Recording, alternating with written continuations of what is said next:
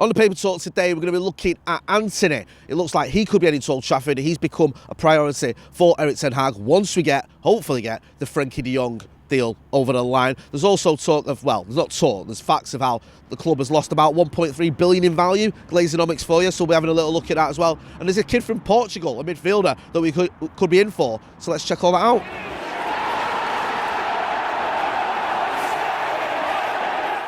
Jay here for Stretford Paddock. This is the paper talk. As you can see, I'm outside Old Trafford and it is absolutely roasting. Get the Factor 50 out, get the barbecues out. It's all happening. There's no need for a Parker today. Let's get straight into it. Lots of United stories, rumours, reports doing the rounds as you would expect. So we'll get into that. There's a little report on a player from Ajax we could be interested in. There's also a player from Portugal we're looking at. And there's an update on the Glazers. So we'll get into that one first. Now, Kieran Maguire, who's a friend of the channel, has been on the channel a couple of times.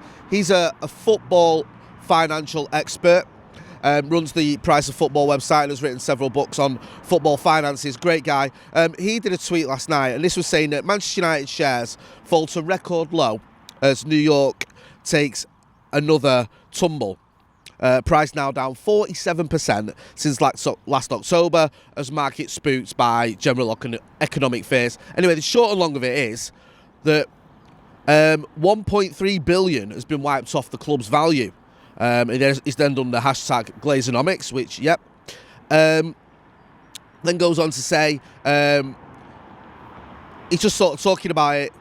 Under the Glazers, MUFC shares have fallen by 21% in the same period that the Dow Jones Index increased by 130% since United were first listed. So he's just basically saying, you know, the short and long of it is the shares have fallen. There's 1.3 billion wiped off the value of the club. It's not great news, is it? It's not great news for the Glazers, but does that mean it's not great news for Manchester United? Some people look at that and going, well, does this mean that they'd be more open to selling? Could this lead to them, you know, taking some offers if offers came in? Because if they're losing money, or not losing money because they just keep taking money out, but if the value of the club is decreasing, would now be the optimum time for them to sell. Listen, we're going to get Kieran Maguire back on the channel and he can explain all this to us. We had him on a few weeks ago. There's always the chance, and he said it last time he was on, that the Glazers could sell. He also spoke about Jim Ratcliffe, Britain's most wealthiest person, who is a Manchester United fan. Did try and buy Chelsea. That fell through. He indicated, Kieran Maguire, that he felt Jim Ratcliffe, who has been in the shadows almost over the last few years and then suddenly is becoming a little bit more prominent and giving interviews, he might be interested in Manchester United. And also, if he did buy Manchester United, he'd be doing it for the right reasons, because he wouldn't be buying Manchester United just because he wants to make money like the Glazers do. He'd be buying Manchester United because he feels that he could make a difference, because that was his intentions with Chelsea. He said he'd gone to Chelsea games, but as a kid, he was a Manchester United fan. So maybe there's something in that. I mean, I know a lot of it, you know, it might be a little bit of wishful thinking. You're going, really? You know, the value's decreased. Does that mean they're going to sell? They're just going to keep taking the dividends? Are they going to try and get more loans or whatever it is they do just to keep the Glazer cash cow going? I don't know, but we'll have to wait and see. And it's certainly worth keeping an eye on and looking into, and that's what we're going to do, because who knows? Short term, people looking at it going, does that mean we're going to have less funds for this transfer window? I think the Manchester News have done an article on that, saying, does that mean that Erik ten Hag might not have the funds he was promised? I think from so many reports we've had, it's going to be around 120, 130 million pounds that Erik ten Hag is going to have for his transfer budget. I mean, sounds crazy to say that about 130 million pounds, but that's almost the minimum, really, isn't it? I mean, I don't even think it's that. To be back where we need to be spending more than 120, 130 million pounds.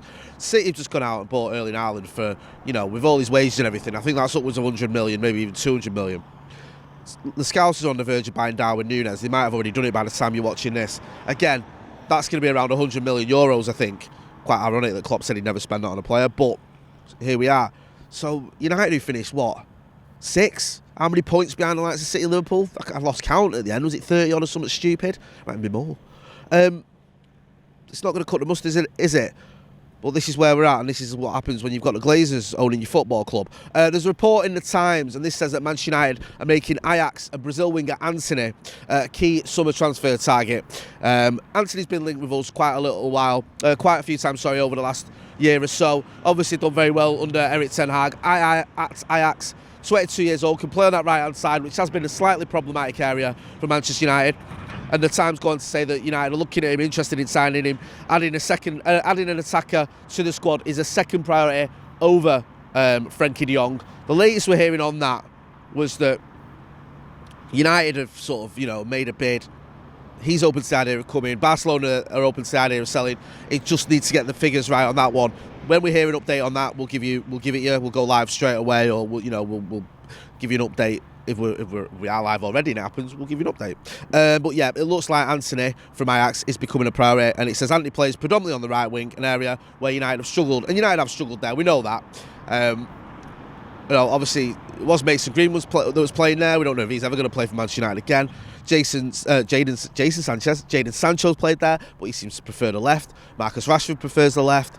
I mean, we need someone who can play on that right-hand side, and it does seem like Antony fits the bill. Just one final one as well.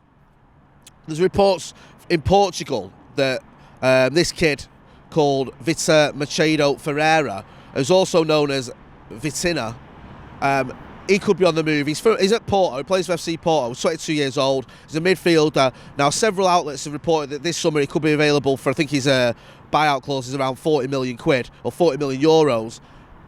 Club are open to selling him, and Manchester United have been linked with him. And there's several newspapers in Portugal that reporting he could go, and Manchester United have been named as one of the clubs, or people are putting two and two together and saying United have been linked with him in the past. He could be coming to Old Trafford. It's one to keep an eye on. I'm not saying that's definitely going to happen, but you would think even with the Frenkie de Jong signing, we'd still be in the market for another midfielder. Earlier on in the season, last year we were being linked with Yves Bissouma. There's reports this morning that he could be heading to Spurs. So who knows, are we going to go for someone like this kid from Portugal? As always, we'll keep you posted and we'll see what's happening. We'll keep you posted on the Antony front, and we'll keep you posted on the Glazers just, losing more money off the club's value, just being the absolute shambles of an owner as they always have been. Whether that's going to have any effect on the transfer window remains to be seen. Whether that's going to lead to them selling remains to be seen. Whether Antony is going to come here and Antony is going to end up coming to Manchester United remains to be seen. But I keep repeating myself, but I'll say it again. We'll always have you covered. I'm going to wrap up there. Don't forget to hit like, share and subscribe. Check out the other videos we've got on the channel. We've got tactical analysis of what Frenkie de Jong can do when he gets into the Manchester United team, hopefully when he gets into the Manchester United team.